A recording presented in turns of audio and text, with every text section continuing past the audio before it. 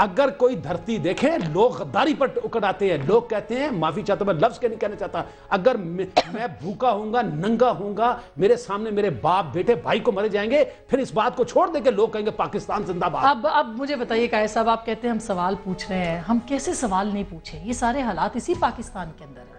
آپ کو کس نے کہا سوال نہیں پوچھے؟ نہیں مطلب ہم کیسے, ہم یہ جو سوال بھوک ننگ افلاس کے ہیں, آپ سے کہہ رہا جو ہوں, فرقہ واریت کے ہیں, جو انارکی پہ گئی بات, آپ کی بات آ گئی.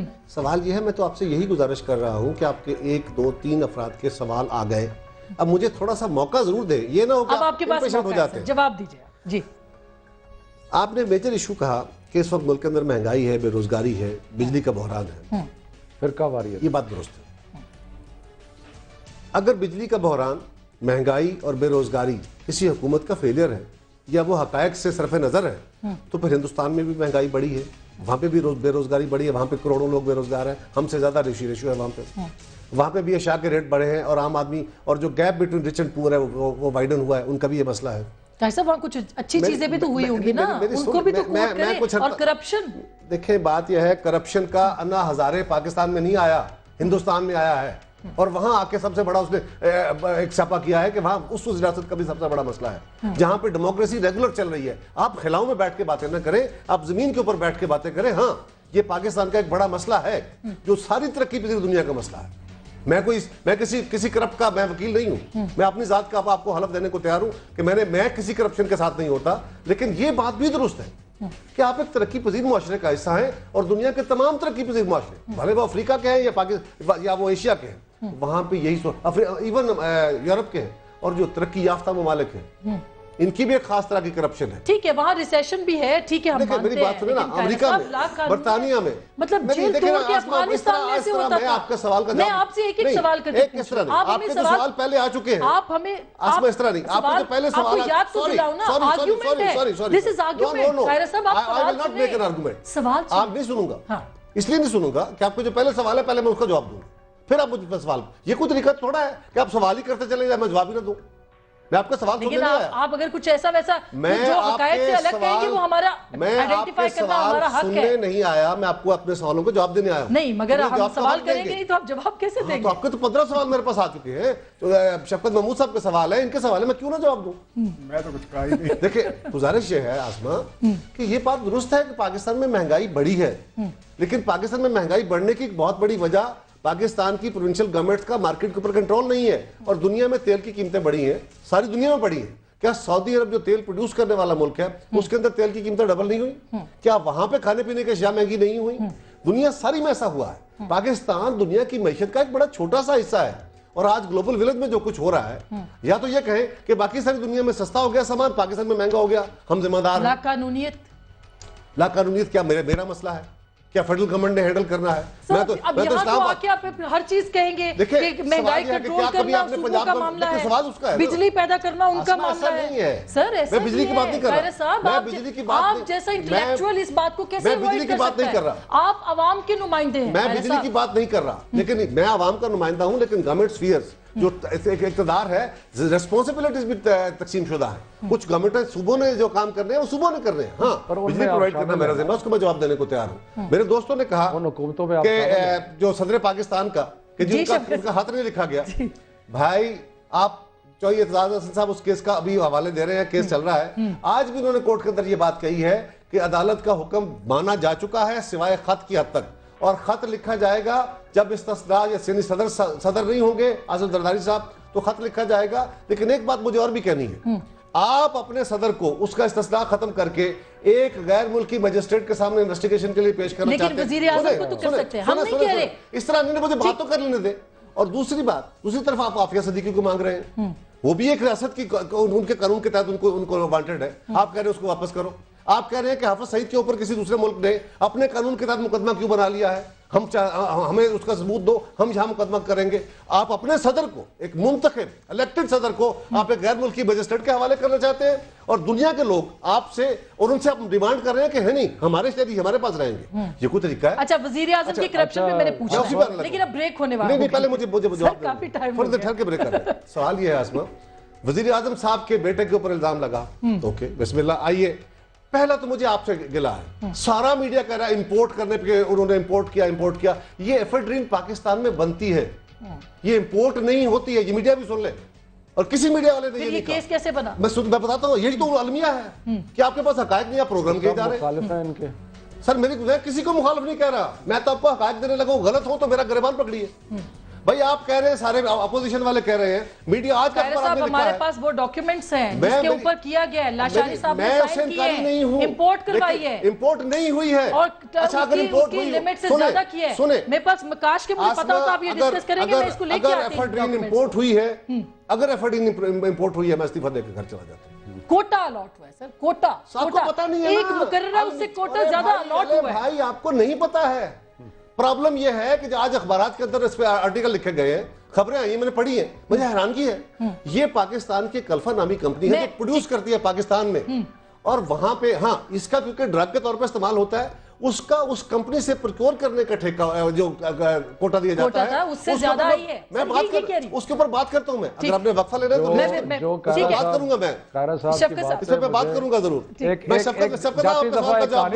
چھوٹی سی کہانی، جی جی جی، وہ مجھے کائرہ صاحب سی باتوں سے یہ یاد آیا کہ ایک بچہ آیا والد کے پاس، نے کہا ابا جی سارے فیل ہو گئے، انہیں کہا بھی تو فیل ہویا یا نہیں ہویا؟ یہ تو کہہ رہے ہیں جی سب برے ہیں اس لیے ہم بھی برے ہیں۔ میں نے یہ نہیں کہا شفقت محمود صاحب، میں تو آپ کو یہ کہہ رہا ہوں کہ ایفیڈرین کے کیس کے اوپر ابلاغ لگا رہے ہیں، آپ کو سرٹیفائی کرنا چاہیے، آپ کو حقائق کا پتہ ہی نہیں ہے، آپ سوال کیے جا رہے ہیں۔ یہ بالکل یہ کائرہ صاحب کا حق ہے، بالکل، کم از کم میں ان اینکرز میں سے ون سائیڈڈ بات کرتے ہیں، اور بریک کے بعد ہم اسی پہ بات کریں گے کہ اس کی ڈیٹیل جو ہمارے پاس ہے وہ ہم شیئر کریں گے۔ ایک چھوٹی سی بریک لیتے ہیں، بریک کے بعد ہمارے میں آپ کو تفصیل بتاتا ہوں ساری اس کی۔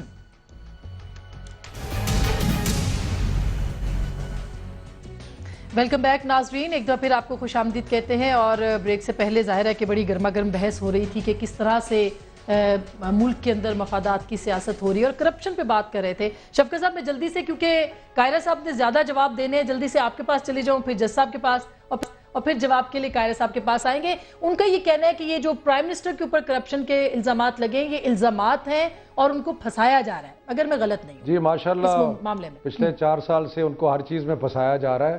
سب کو پتا ہے کہ ان کی جائیداد کیا تھی اور کیا تھا ان کے پاس، ایسٹس ان کے کیا تھے جب 2008 میں وہ وزیر اعظم بنے، اور اب ماشاءاللہ ان کے پاس کتنے ایسٹس ہیں، اور اور کتنی کوٹھیاں ہیں اور کتنی کاریں ہیں اور بلٹ پروف اور یہ وہ۔ قاہرہ صاحب نے کہا کہ جی فلانی چیز جو ہے وہ پروونشل گورنمنٹ کی ذمہ داری ہے، فلانی کسی کی۔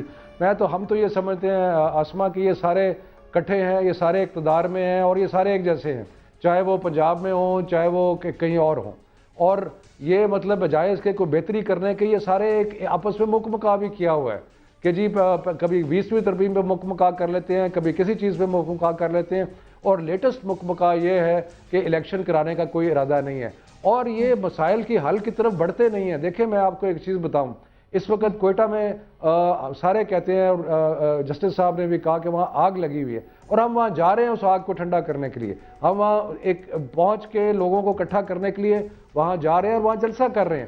یہ کیا کر رہے ہیں؟ یہ تو حکومتی اختیارات ہوتے ہوئے بھی، چاہے وہ فیڈرل حکومت ہے چاہے وہ پروونشل حکومت ہے، اور بالکل کچھ نہیں کرتے، صرف اور صرف یہ بہانہ بازی کہ جی یہ ہندوستان میں بھی ایسے ہے، پاکستان میں بھی ایسے ہے، یورپ میں بھی ایسے ہے۔ بات یہ ہے کہ اپنی کوئی پرفارمنس کریں، کوئی عوام کے آپ کے خیال میں سر، میں مختصراً جاننا چاہوں گی آپ کے خیال میں کیا کرنا چاہیے؟ احتساب شروع ہونا چاہیے؟ کس طرح سے ہونا چاہیے تاکہ معاملات بہتر ہوں؟ دو چیزیں جی، ایک تو یہ ہے کہ انہوں نے پچھلے 4 سال میں 3 آئینی ترمیمیں پاس کر لی، لیکن احتساب کا جو بل تھا وہ پاس نہیں کیا، اس لیے کہ کوئی بھی نہیں چاہتا کہ کسی پہ ہاتھ ڈالا جائے۔ اور دوسرا، ریاست حکومت گورننس کے اوپر توجہ دے، ریاستی نظام کو بہتر کر، ان کی توجہ اس طرف ہے ہی نہیں، توجہ تو کسی اور طرف ہے، کیونکہ اب کہہ رہے ہیں تھوڑا سا ٹائم رہ گیا، جتنا جلدی اور ہو سکتی ہے لوٹ مار وہ کر لیں، توجہ۔ اچھا میں سر سلوشن کی طرف، چونکہ جیسا آپ کو کیا لگتا ہے کیا ایسا ہونا چاہیے؟ کیونکہ احتساب کی بات کی ہے ابھی شفقت صاحب نے کہ بل ہونا چاہیے تھا، مسودہ بننا چاہیے تھا، پاس ہونا چاہیے تھا، کچھ بھی نہیں ہوا۔ میں تو چونکہ آج تھوڑا سا انہوں نے ڈومینیٹ کیا ہوا ہے تو انہی کے لیڈر کا، پہلے بھٹو صاحب کا حوالہ دے دیا، تو اب بی بی شہید کی بات کروں گا۔ نہیں، اب بی بی شہید کا، بی بی شہید کی جب گورنمنٹ چلی گئی نا، تو ارشاد حقانی صاحب نے ایک آرٹیکل لکھا تھا، تو وہ تشریف لے گئی اور ان سے پوچھا کہ مجھ سے ایسی کون سی غلطی ہوئی تھی جس کی وجہ سے آیا، تو اس کے بعد ارشاد حقانی صاحب نے اس کا جواب یہ دیا تھا کہ بی بی بات تھی 2، ठीक।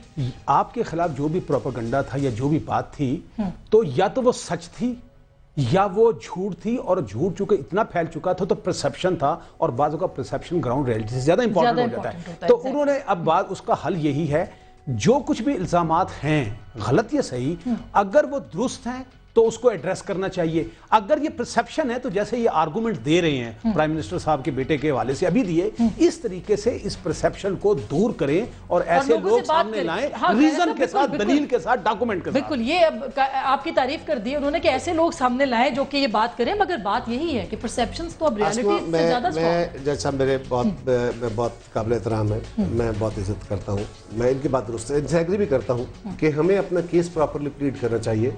आज मीडिया का दौर है, मीडिया के दौर में क्योंकि परसेप्शन बड़ी जल्दी बिल्ड हो जाता है। मेरे लिए भी ये बात बहुत हैरान कुन थी जब मैंने इस मामले को डिटेल जाना कि सभी कह रहे हैं कि ये ड्रग बरामद करने का लाइसेंस लिया गया, हालांकि बरामद नहीं हुई, मुल्क के अंदर प्रोड्यूस हुई। एक्सपोर्ट करने की परमिशन ली गई, मैंने आपको बता दी है, फिर मुल्क के अंदर कंज्यूम करने की बात की गई। 1 आउंस ड्रग किसी जगह से किसी ने पकड़ी नहीं है, किसी को अलर्ज नहीं किया गया। अभी तो तहकीकात मेरी गुजारिश सुन ले, उन 2 कंपनी से पूछ लीजिए, उनसे पहले पूछना चाहिए।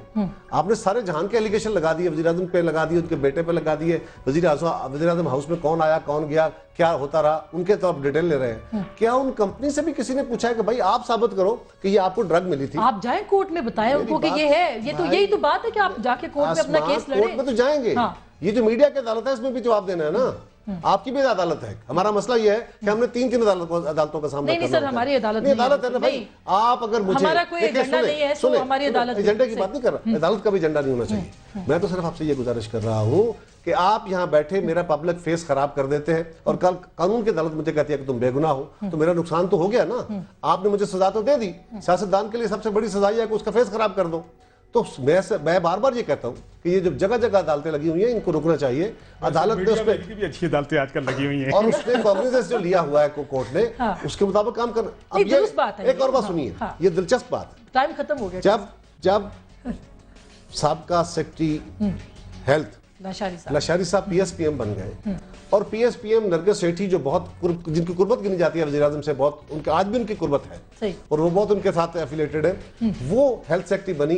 उन्होंने बकायदा उस पे नोट लिख के पिछले 3 मुझे ये बात मालूम है, उन्होंने नोट लिखा कि इसकी डिटेल क्या है, इसको रोक दिया जाए, रोक दिया गया। इसका मतलब है इससे पहले करप्शन हुई है। मैं बताता हूं, अगर मूसा गिलानी को या वज़ीर आज़म के बेटे को उनको इन्फ्लुएंस करना था तो सबसे आसानी से इन्फ्लुएंस तो नरगिस सेठी होती, जो उनके साथ बड़ी कुर्बत थी।